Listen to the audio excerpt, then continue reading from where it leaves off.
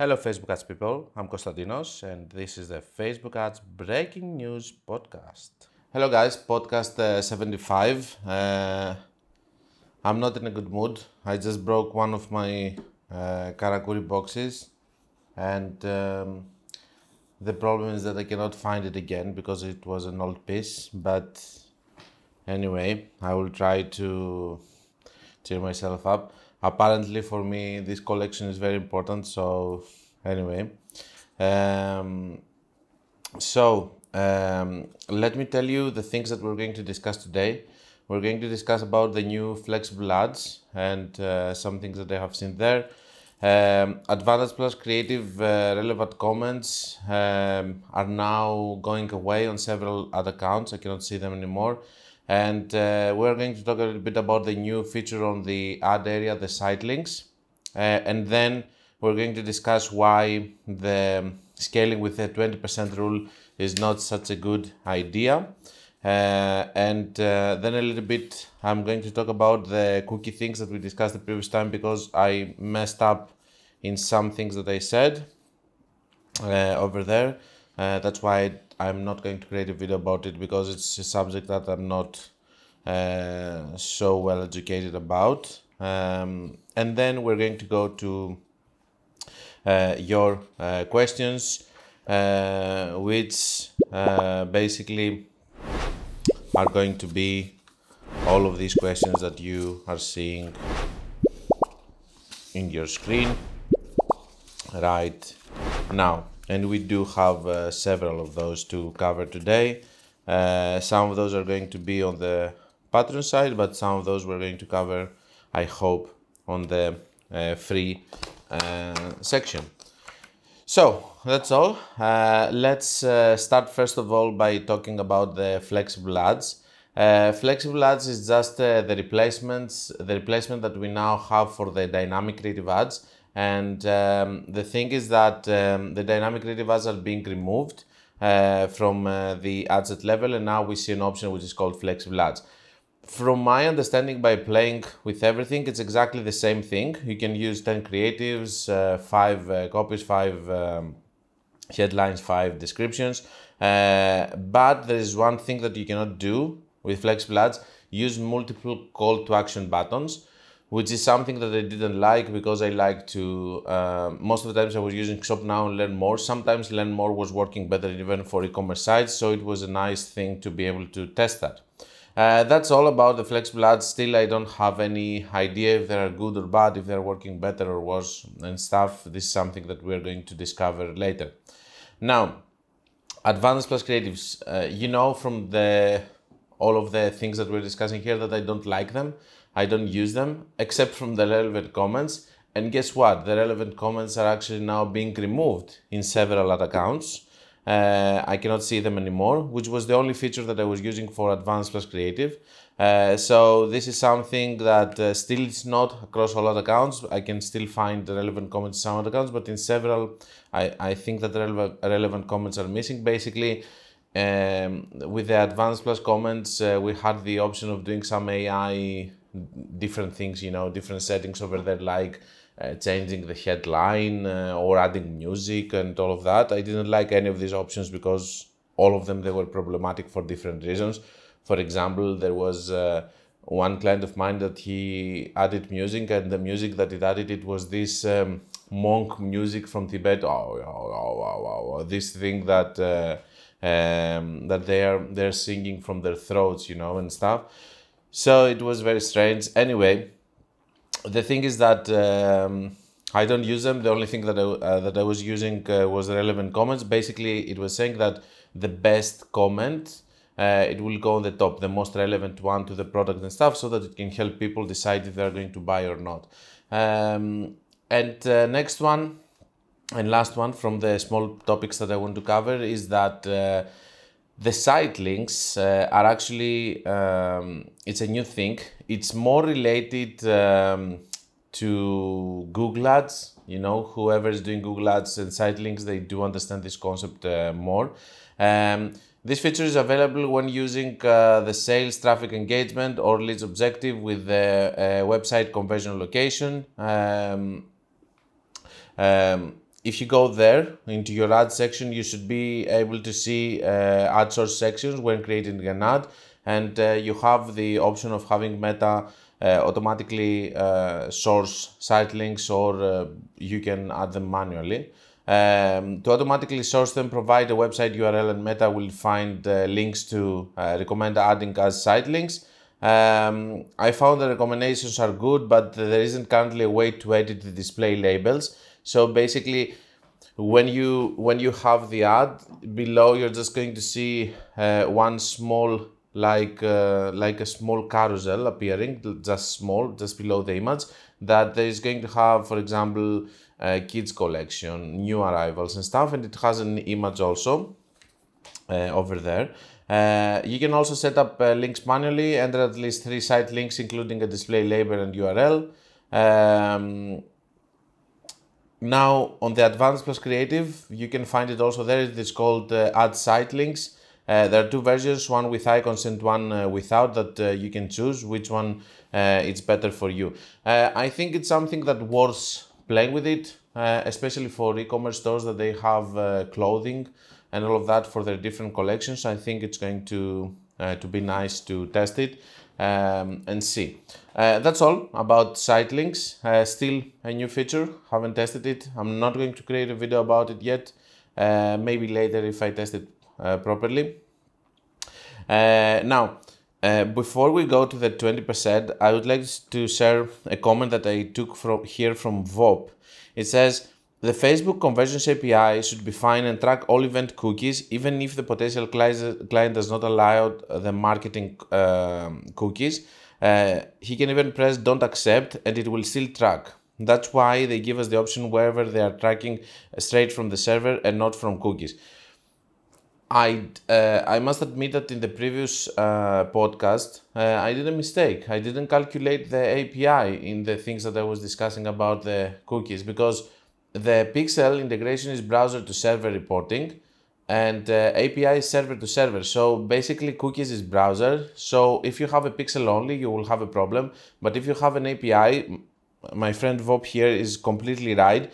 You shouldn't have any issues. The other thing that I missed is that I gave you a timeline which was having 2023 instead of 2024. So I thought that it was 2024. Anyway, I messed up a little bit on this kind of information, but there is nothing wrong at admitting it and moving on. I think that yes, you can be compliant with cookie banners, and having API integration is going to save you, because when you go to your settings, you have the first-party cookies on, so most probably you're going to be fine with server-to-server integration. And then he sent me also a message saying, Konstantinos, and also for the WordPress users, there's been problems with their Facebook for WooCommerce plugin, and for some are not tracking as it used to. They need to migrate to another plugin, but the best way of action is having both Pixel plugin and API Facebook with the duplicate the events by his own, and there will be no problems. So again, the solution over here is for the cookie and the compliance and everything is to actually have API integration, which is server to server and is not being influenced by the cookies. Now, let's discuss a little bit about the 20% rule. Basically, for all of you, the theory of the 20% rule is this. In order for you not to get back to the learning phase, you are increasing your budget by 20% so that you won't get out of the learning phase. How do you get out of the learning phase and not out of the learning phase? How do you train to get past the learning phase? Basically, you need to gather 50 events of the event that you're optimizing. Now, once and for all, I want to clarify that I don't believe in blueprints or doing this and that across all ad accounts. And to be honest with you guys, these past months, by just going to so many ad accounts, because I onboarded many clients and apparently what we're doing here is working pretty well and many people came, I can tell you there are so many advertisers out there doing even until now. One of the best agencies in Australia, they were running traffic ads and link clicks optimization and then retargeting. And then they then they stopped, they got fired, and the moment you run one campaign with, which is not any crazy science, run one campaign with a purchase event, it's working perfectly. I just see this, I just see all of these people not having knowledge and just following a blueprint from a course or from whatever. I just feel like this has to stop, and one of my main goals is to educate people about thinking in each ad account in a different way. That's why we're going to approach this subject by not saying that 20% doesn't work, but saying that it's risky and it may work in other cases, but at the end of the day, by just seeing all of the technical information here, you can decide if you're going to use it or not in some specific cases. So, first of all, there are so many out there that they're doing still things of 2015, like traffic campaigns and the retargeting, optimizing for view content or add to carts instead of purchases, doing many crazy things. The thing that I want doing ABO targeting, doing ABO testing, and then moving them to CBOs but not working, doing 3 campaigns only, which okay, it's the least worst of all of these things. But again, all of these months I have seen crazy things from reputable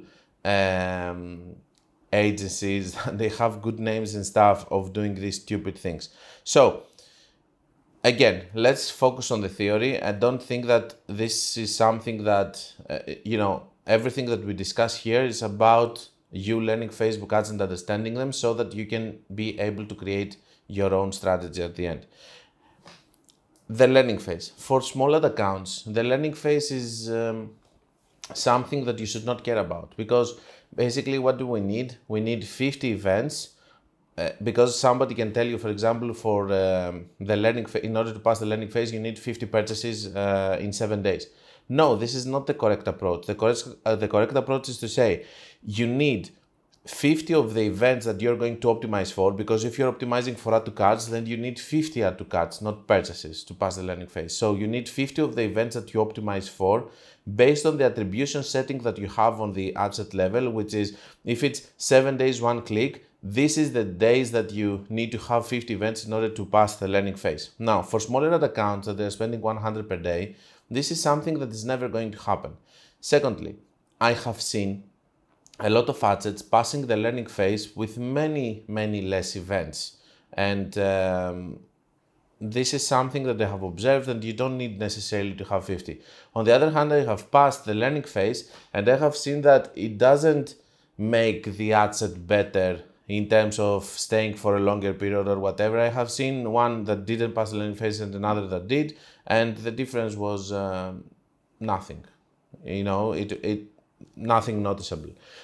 So basically, I wouldn't be fixated with the learning phase, but it's a good theory. It's a theory that says that, okay, we're meta and we're saying this and that and that.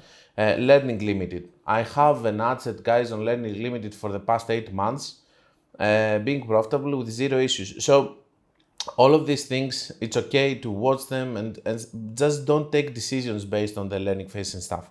Now, the 20% rule is a theory which is being based on the learning phase. Now that you know what the learning phase is, let's talk about the 20%, which says how you can scale without getting out of the learning phase. And basically, Meta says that if you increase your budget by 20%, then you're not getting past the learning phase on a daily level, of course, because the budgets are daily. Now, I never liked this concept because, first of all, it's very slow. You can understand that from $10 you go to 12, then you go to 14 point something, then you go, and it goes very slow. On the other hand, when you're having a campaign with 100 or 200, yes, you can go and you can increase to 240, from 200 to 240, for example, with a 20% rule. I would use it in that sense, but not every single day. My biggest problem with this strategy is that a lot of times people, first of all, they try to scale one product many times or one creative that is working, they're just trying to scale again and again and again and again with the 20%, without understanding that maybe they're pushing the limits of the product or the creative. The problem that I have is also that Facebook is an unpredictable platform. It has good days and bad days. So if you make a mistake of scaling on a bad day, maybe you are losing your whole, your whole progress on the campaign. Third thing, when you have just one campaign and you are focusing in one and you're just scaling, if something happens to this campaign, you have to start all over again.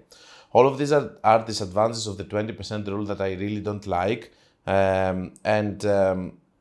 In order for me to explain to you why I don't like to use it, I made some math with the help of ChatGPT in order to explain it a little bit further. Before we go to the math and to my main point of not using the 20% rule, I can tell you that all of this is so that you can understand how it's working and decide if you're going to use it or not. But I can tell you that there are cases that I have used the 20%, just not in the stupid way that other people are proposing it, of doing it every single day or every 2 days, just 20%, to scale as much as you can, just one ad set, because I don't believe in that. I believe in scaling with multiple campaigns for the reasons that I said earlier and with different creatives.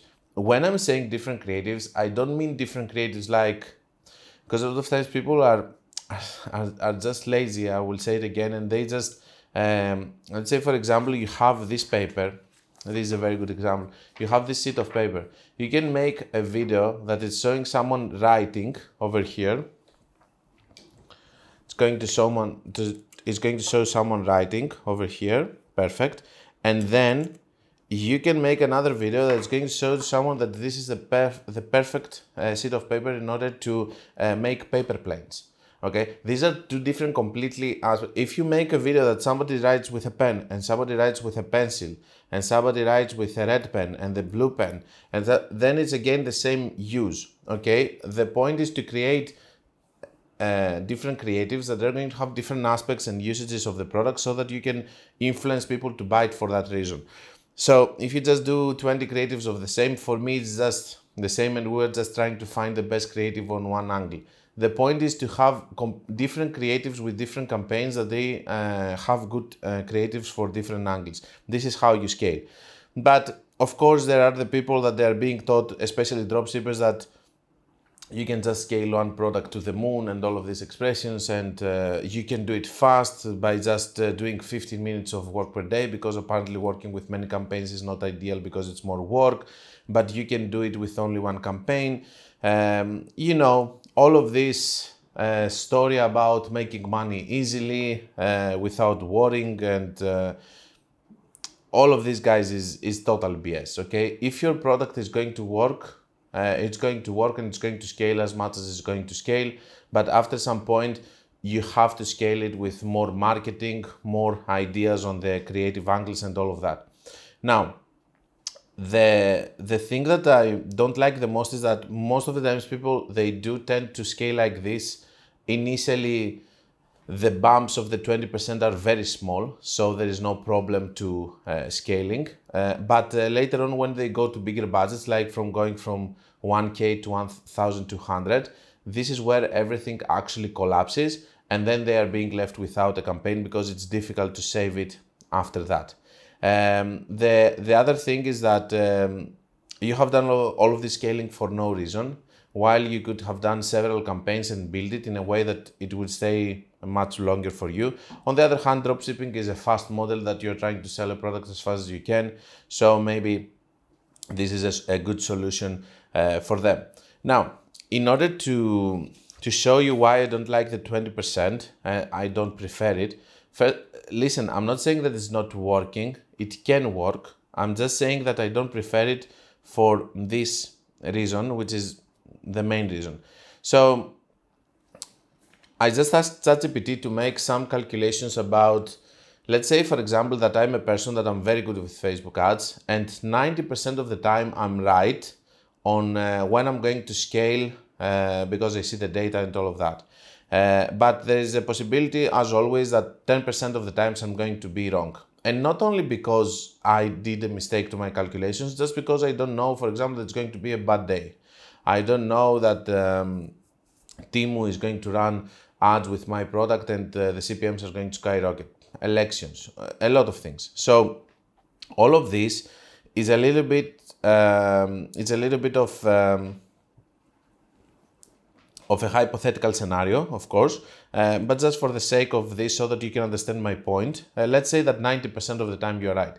Now, the more you are right in consecutive times, the more the possibility of you making a mistake is going to increase and increase and increase. Now, the thing here is this, that of course this is just an example, and when you're scaling from $10 to 12, most probably the possibility is 100% that you are right and nothing is going to happen.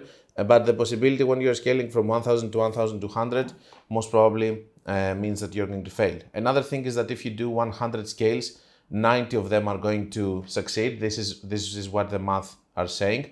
But in my case, I don't care about that, because only one time is enough for you to lose your whole campaign. And we all know that when you scale campaigns like this, only some of them are going to recover if you lower the budget, and you have to be also experienced in order to know how to treat that, because a lot of times people just lower the budget, the next day is not doing well and they close it. The truth is that in these kind of campaigns, when you lower the spends, you have to leave them for 2-3 days, then see if they're going to recover or not. But I can tell you that less than 50% of these campaigns are actually recovering. Now, I did the calculation over here. It says to calculate after how many consecutive times of being correct, the probability of being wrong, 10% will become 90%.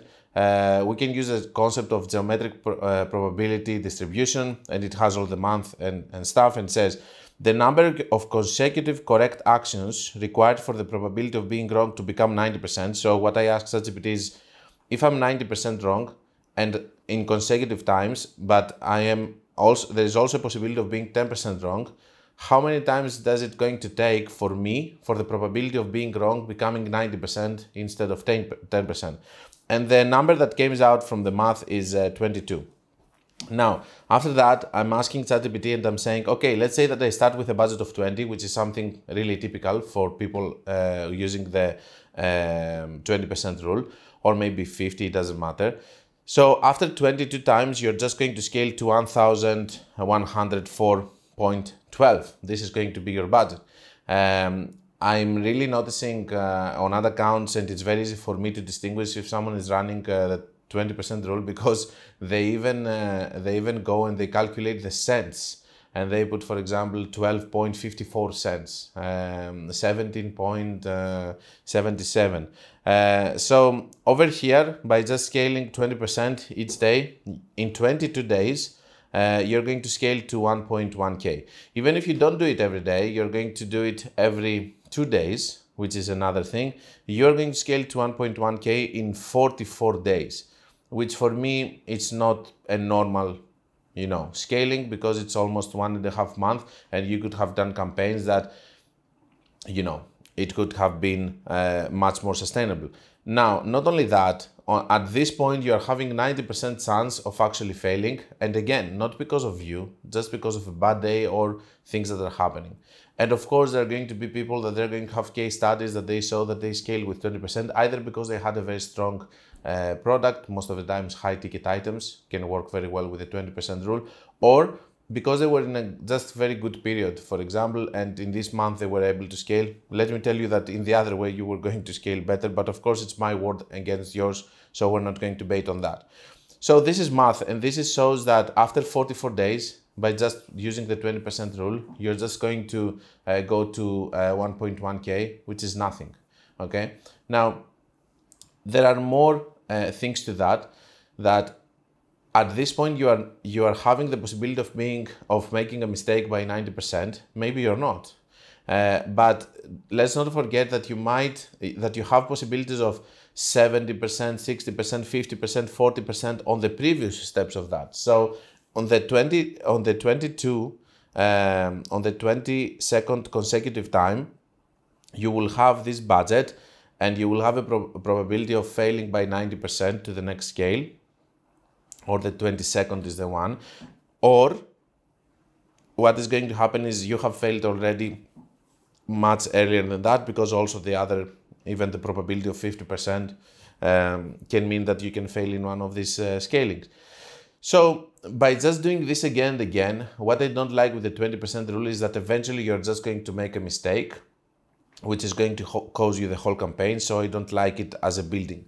Now, a lot of times people use it just because, you know, it's easier to manage, and I think maybe they have been taught to do so and stuff. But here, I just wanted to prove with this point over here that you are risking every day more and more and more to make a mistake. Of course, I told you there are some, these are simple examples and there are more variables to it, like at the start, the percentage is going to be 100%. When you scale from 1K to 1.2K, the percentage is going to be of making a mistake higher, of course. Then we have also, as my friend Joshua was explaining to me about the math, every single event, it is completely different. And it doesn't mean that just because it's a probability again. The thing is with the consecutive times that this thing is actually changing, and eventually the possibility of making a mistake, it's actually is more. And also here we have to think of that every single time that we are scaling, it doesn't mean that the ad set is the same as it was in the first time. So it's not like an example that we give with a dice, that we do actually throw it and we hit 6, then again we hit 6, then again we hit 6, then the possibility of hitting 6 is going to be 6 by 6 by 6 by 6, so a huge number. So basically the possibility gets lower and lower the more times that we are hitting 6 consecutively. So basically, just to summarize, 20% rule is something that comes out of the theory of the learning phase, which we explained. You can use it for smaller decisions, in my opinion, like I have something which is working, it's on 200, I want to scale it a little bit, I have 5 campaigns, okay, let me scale all of 5 of them to 220 without being afraid of messing something, and I have another 100 spent. Okay, so this is how I would use it. Now, using it just to have one campaign and just scaling this one again, starting from a very small budget to bigger ones and stuff, I can tell you that there are rare cases that this can be successful for the reason that we mentioned earlier, but also because of bad periods and stuff. If you are in a good period, everything is going to work anyway. I hope that I didn't that it wasn't that tiring subject, but I'm going to create a video also about about the 20% rule, which is going to have more infographics and stuff, and maybe you can understand it better. That's all. Let's go to questions. Let's start over here. Hi Konstantinos, I had a question concerning recently dying struggling advanced plus campaign. This campaign was a big winner for a long time. Over time, creatives being exhausted possibly. The campaign is losing steam and performance become diluting and now full on underperforming. However, the campaign is long time one with solid learning. Better to add fresh creative and jumpstart, or any other way you would handle this. If this is a very long campaign, I would be much more flexible to keeping it. The second thing that I have to say here is that a lot of times we see campaigns having very bad ROAS within our ads manager, but when we close them, we see that in reality, this is hurting us a lot. So if it's something that has social proof and it was working and stuff, I would give it for sure more time to work. I wouldn't add the creatives inside, because that means that you will be losing all of your engagement, and this is why this campaign is powerful. In my opinion, campaigns just don't die just like this. I posted a video some days ago about frequency, I think yesterday, about frequency, and that whoever is talking about frequency or ad fatigue and all of that, basically they haven't run ads on big ad accounts. I must say that campaigns just don't die just like this if they are broad, okay? If you're using a small interest and stuff, it's completely different. But if they are on broad, they just don't die just like this. Most probably it's going to recover. Maybe it's going to take more time. But also consider the fact that closing a campaign like this might hurt you, even if it doesn't look like it's good on ads manager, maybe it's good in reality in terms of the traffic and ROAS that gives you. The performance seemed to be slowing on April to May, and end of May to now has been getting worse, possibly due to new addition of campaigns to the account. Yeah, something that actually can influence a campaign that you have is having another campaign maybe with the same creatives, or having other campaigns spending more on the other account. It can influence that, but it's a very strong audience and product niche we are promoting within this campaign, and would like to keep it going. Through maybe adding a creative that we tested before, would push it up a bit. I wouldn't add a creative there, but maybe this is counterintuitive as engagement on all that is a lot. So you do understand. You have been here to the channel for many months, so I know that, and we made a lot of discussions through the comments, so I know what you have to do. You're going to do it, so yeah, I would just keep it, and I will just try to absorb the bad results that it gives with other campaigns that they give better results. Next one, of course, for a logic period of time. Okay. Hi Konstantinos, is there a maximum number of campaigns you would launch per day on one ad account? There is not a maximum number, but there is for sure a number of budget. So if you're spending, let's say 100, there is no issue of spending 200, 300 the next day. If you're spending 1K and you go the next day and you spend 5K, most probably there is an issue. So big bumps on the spend are not ideal, and I would try to do, for example, if I want to go to the 5K, I would go one more K for the next day and waiting for 2-3 days, then another 1K for the, I will just do it gradually instead of just doing it all together. So not number of campaigns, but budget is what I care about when I'm scaling ad accounts, and I don't do it super aggressively. Would you still recommend using the crazy method? I made over 6 figures with it several months ago on one of my old stores. I'm happy to hear that. How effective do you think it would be now? It is effective. I'm still using it on some ad accounts. It is. The only problem that really pisses me off is the CBO, not the crazy method. The CBOs are just not as stable as they used to be. And when you're working with another account that has only advanced plus, it's just easier. But yes, I still use the crazy method to several accounts. Of course you can use it. But always, as I said, for you it worked. For someone else it wouldn't work. So test it. Hi Konstantinos, in the past I had another account that decreased CPMs dramatically from one day to the other, almost like magic numbers sucked. Then I paused for like a week, and then I started running ads again, and they were cheap. I had the same issue with one other account that one day has 20, then the other day has 120 CPM. It's a high ticket item. Still haven't interpreted all of this behavior, but anyway. The only one explanation I have is that a friend of mine imported a campaign from an old account of mine with all its data. By the way, I have never done this, importing a campaign from another account. I don't even know how to do it, to be honest with you. I just don't see the logic of importing a campaign from another account. I'm trying to do the same thing, but this campaign I'm importing is transferring without any of the data, no impressions, clicks, conversions, nothing. Of course, why would it transfer from another account to your with impressions and data when the information were gathered in another account in another pixel? I just don't get it. My friend has tried to help me, but he doesn't recall doing anything different than that we're doing. Export, select, then clean up the values from campaign ID, adjust and add, then upload the file into the destination account. Do you have any insights on this? No, Judith, to be honest with you, I have never done this. I just don't believe it's going to help you also. It's coming from another account with another pixel, so I wouldn't even try it. But this is me. You can try it.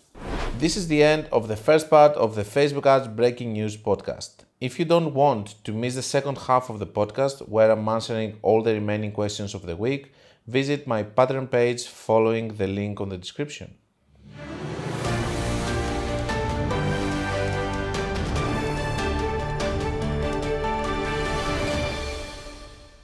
This was the Facebook Ads Breaking News podcast. Like it or not, it is what it is.